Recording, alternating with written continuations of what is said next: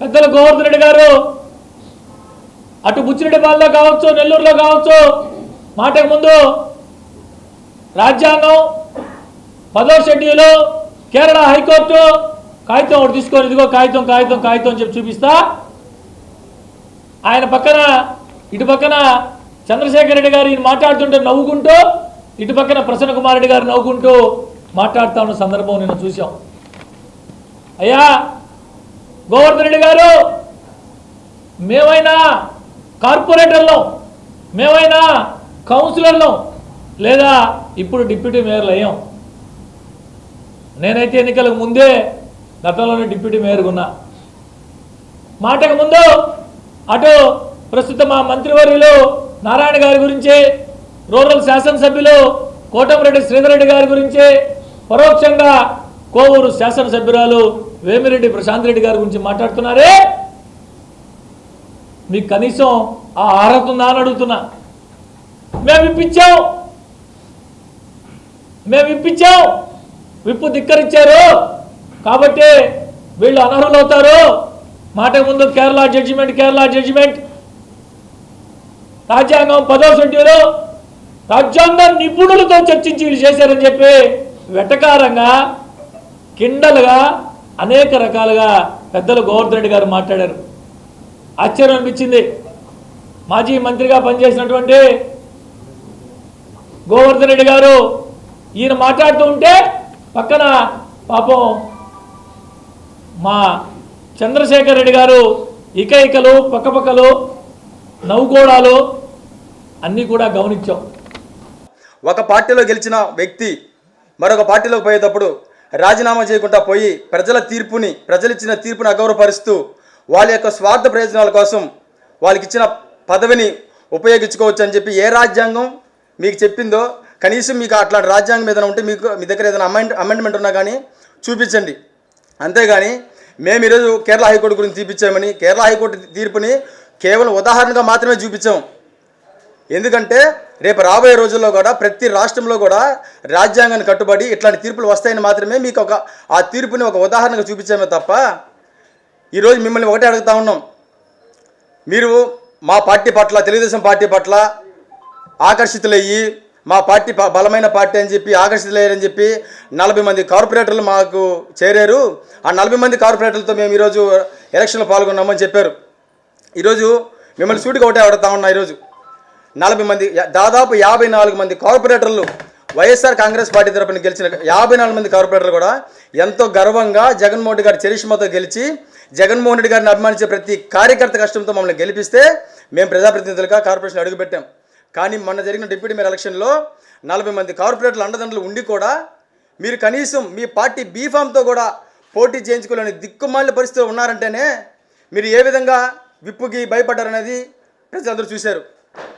మేము నవ్వడం కాదు, ఏకైకలో పక్కపక్కలు మేము నవ్వడం కాదు, మీరు ఎలక్షన్ చేసిన తీరును చూసి, మీరు ఎలక్షన్ చేసిన తీరు ఎట్లా ఉందో చూసి నెల్లూరు నగర కార్పొరేషన్ సంబంధించిన ప్రజలందరూ కూడా అంత కిండలుగా నవ్వుకున్నారు. మీరు ఏ విధంగా భయపడ్డారు అనేది దానికి.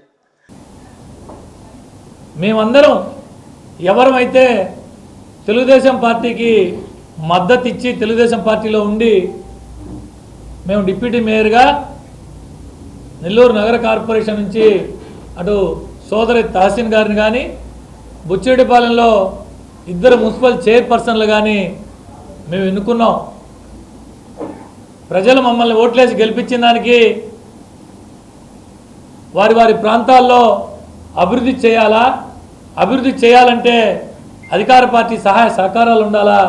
కాబట్టి కొంతమంది కార్పొరేటర్లు, కౌన్సిలర్లు ఎన్నికలకు ముందే ఈ పార్టీతో విసిగెత్తిపోయి మాలాంటి వాళ్ళం కొంతమంది ఎన్నికలకు ముందే తెలుగుదేశం పార్టీలో చేరాం.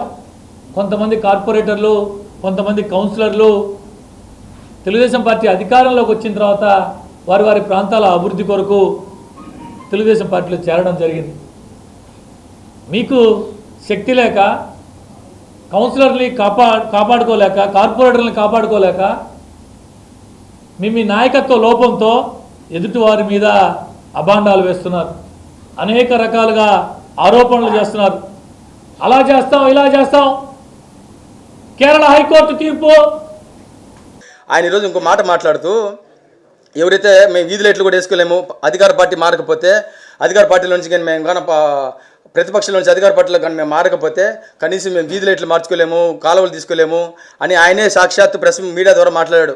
అంటే మీరు రాజ్యాంగంలో ప్రజాస్వామ్యం గెలిచిన కార్పొరేట్లకు విలువివ్వరు, అధికార పార్టీలో ఉంటేనే లైట్లు వేస్తారా? అధికార పార్టీకి తొత్తులుగా మారకపోతే మీరు డివిజన్లో ప్రజలను పట్టించుకోరా? ఇది ఒక్కటి తెలియజేయండి. కానీ గుర్తుపెట్టుకోండి, ప్రజలు మాకు ఇచ్చిన బాధ్యతని అధికారం ఉన్నా లేకపోయినా ప్రజల తరపున పోరాడతాం. ప్రజలకు కావాల్సిన ఏ పనైనా సరే అధికారుల చేత ఖచ్చితంగా చేయించుకుంటాం తప్ప మీ అధికార పార్టీ నాయకుల అండదండలతోనో మీ అధికార పార్టీ మంత్రులతోనో చేయించుకోవాల్సిన దిక్కుమాలిన పరిస్థితులు మేము లేము. ఖచ్చితంగా మాకు ప్రజలు ఇచ్చిన తీర్పు తరపున మేము ప్రజల కోసం ఖచ్చితంగా పనిచేస్తామని, అది అధికారంలో ఉన్న ప్రతిపక్షంలో ఉన్న మాకు ఇచ్చిన ఈ గౌరవాన్ని కాపాడుకుంటూ ముందుకెళ్తాం తెలియజేస్తా ఉన్నా. పాపం కొత్తగా వచ్చాడు చంద్రశేఖర్ రెడ్డి గారు రాజకీయాల్లో, కొత్తగా వచ్చాడు రాజకీయాల్లో, ఇన్ఛార్జ్ అయ్యాడు, 4 దగ్గరలు పోయి 4 సార్లు మాట్లాడుతూ ఉన్నాడు. చంద్రశేఖర్ రెడ్డి గారు కాలేజీలు వేరు, ఇన్స్టిట్యూషన్లు వేరు. కేవలం 20,000 ఓట్లు ఉన్నటువంటి టీచర్స్ ఎమ్మెల్సీలో నువ్వు ఏ విధంగా గెలిచావో అన్నీ తెలిసిన వాడిని.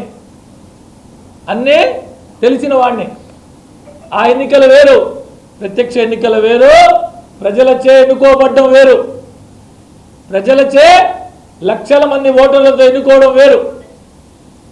మా ఎమ్మెల్సీ గారి గురించి మాట్లాడతారు మీరు ప్రతిసారి. ఎమ్మెల్సీ గారు మీరు ఎట్లా గెలిచారో, ఏ విధంగా గెలిచారో, మీ గెలుపు ఎట్లా ఉండిందో మాకు చెప్తానంటారు.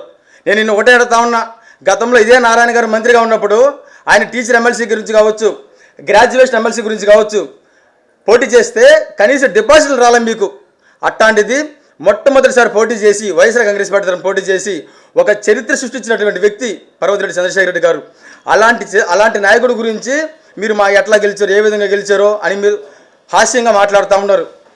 గుర్తుపెట్టుకోండి, రానున్న రోజుల్లో మీకు ఒకటే చెప్తా ఉన్నా, రేపు అంతకుముందు మీరు ఏ విధంగా గెలుచుకోలేకపోయారు, రేపు 4 సంవత్సరాల తర్వాత అయినా సరే, మీ పార్టీ అధికారంలో ఉన్నప్పుడైనా సరే, రాష్ట్రంలో ఉన్న ఎమ్మెల్సీ సంబంధించిన 1 సీట్లు అయినా సరే మీ పార్టీ తరఫున 1 సీట్ అని గెలుచుకోగలుగుతారని గర్వంగా మీరు చెప్పగలుగుతారా? ఆలోచన చేయండి.